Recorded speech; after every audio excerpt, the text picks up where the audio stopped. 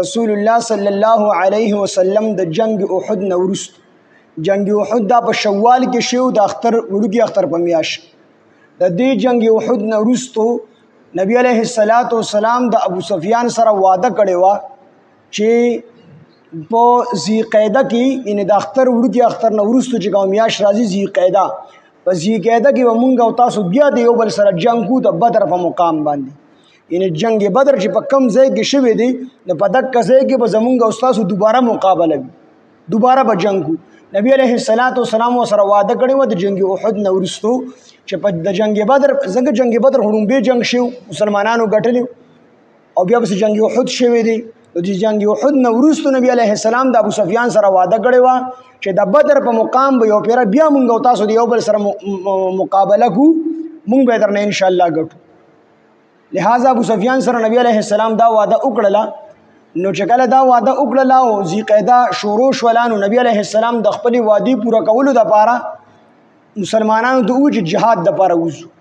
د جهاد لپاره نبی علیه السلام وتلو نو چې کله صحابو ته دا خبره وکړه د دینه مخکې جنگ احد شو صحابه به زخمی شو نو بعض کمزوري مسلمانان او منافقان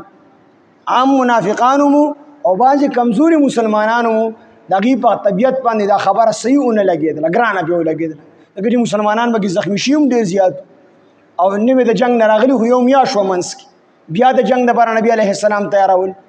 نبی علیه السلام د الله فرمایي کو تاسو سره نه تیاری کینو ته یوازې د الله په لار کې جنگ وکړه ته نه تنها لار شه خپل وعده پورا کا او د بدر میدان ته وځه او الله ولا بیا ورستو چې کوم دی او پېښنګوي ورګي چې امید دی چې دا کافران به جنگ د غاړه کې نه دي به جنگ نه بن شي دی به او تختی او اک شان دی او شوا نبی علیه السلام د 70 کسانو سره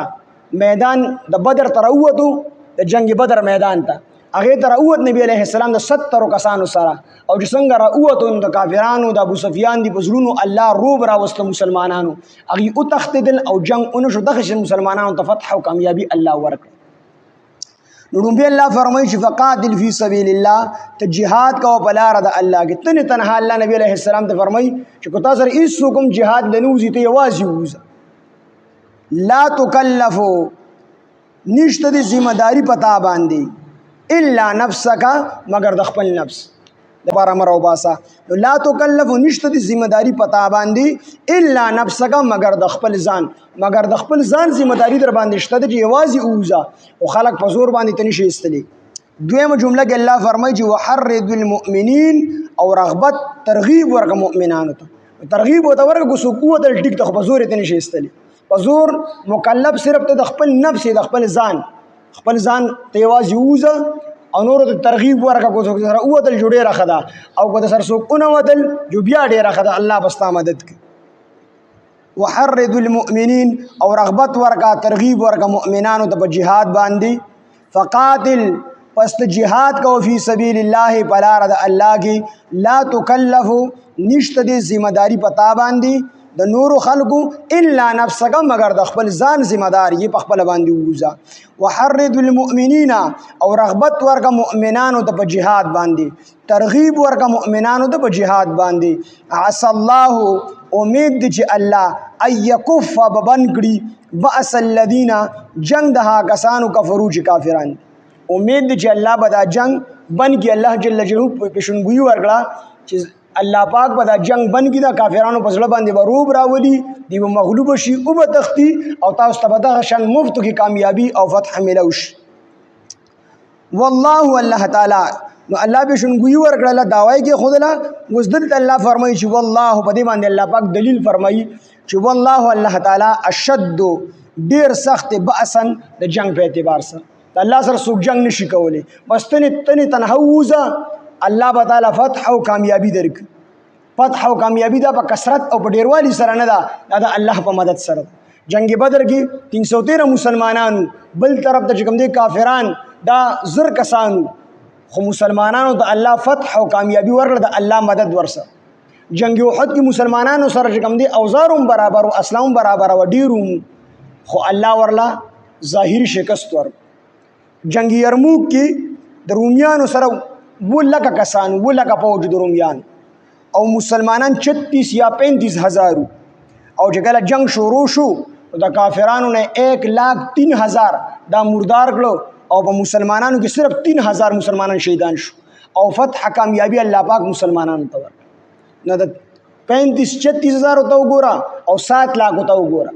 خو چې الله در سره مل نه وي رحمانه که لښکرې در سره وي یک تنهایی چې الله در سره مل شو کنه کو ته یک یوازې الله فتح او کامیابی تاسو له درکړي. د قادسیې په میدان کې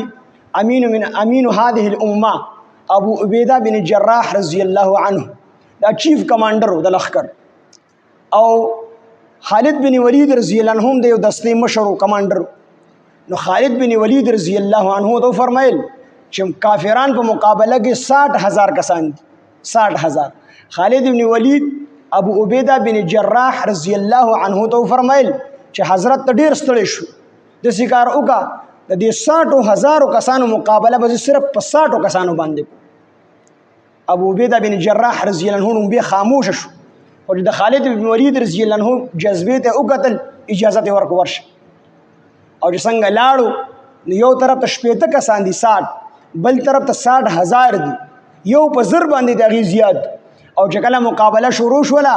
نو خالد ابن ولید رضی الله عنه د خپل لښکر چې کوم دی مشري کوله او وروي دانګل یو طرف ته 60 بل طرف ته 60,000 هغه 60,000 له الله پاک جلهو هغه شکست وخړو او دغه چې کوم شپېته مسلمانانو هغه ته الله فتح او کامیابی ورکړ او په شپېته مسلمانانو کې د قادسیې په مقام باندې صرف 10 کسان شهیدان شي او د 50 ته الله پاک چې کوم دی کامیابی او فتح ورکړله او شپېته زره چې کوم دی سه قتل کړل شي اوس غلط. نو دا په کثرت سره چې د الله مدد در سره وي نو ته نه هم جهاد د پاره وځي الله بدل فتح او مسلمانان ډېر چې کوم دی بے کسه شي زګه چې جهاد نشته دی او د جهاد خبرې هم نشته. اسرائیل دوره غونډه کې مل د ټوله دنیا په مخه باندې راغستې ده او په ټوله دنیا کې زیات مسلمانان ټول مسلمانانو له بن ورسي چې کله انسان کې ایمانی غیرت پیدا شي د یو مسلمان یو نو دې چې کوم دې ټوله دنیا د پاره بس او چې ایمانی غیرت بګی نه دغه خبره ګډه بيزي خو کنډګونه ګرځي خو یوې چاړې لا په زرګونو خربوزې راواخله یو چاړه پس راواخله ټول خربوزې کټ دک شند مسلمانانو مثال دي نن سم ډېر کمزوري شي دي د وجه اسرائیل او امریکا دا چې کوم دې په ټول مسلمانانو او ملکونو باندې حکومت کوي. نو دلته الله فرمایي چې عسى الله امید دي چې الله ان يكف دا چې بن بغړي باس الذين جنگ ده کسانو کفرو چې کافران دي یعنی جنگ به بن کړي پغي باندې بروب راولي غي به تختی اک شان دي او شو ابو سفیان سره د خپل ملګرو او تختیدو مسلمانانو او یا کسانو غي ته الله فتح او کامیابی ورک. والله الله تعالی اشد سخت باسن د جنگ په اعتبار سره او اشد او ډیر سخت تنکیل د سزا په اعتبار سره الله سزا ورکول دنیا کې هم او آخرت کې هم په دې اعتبار سره الله سخت دی د جنگ په اعتبار سره یعنی د الله سره هیڅ څوک جنگ نشي کوي.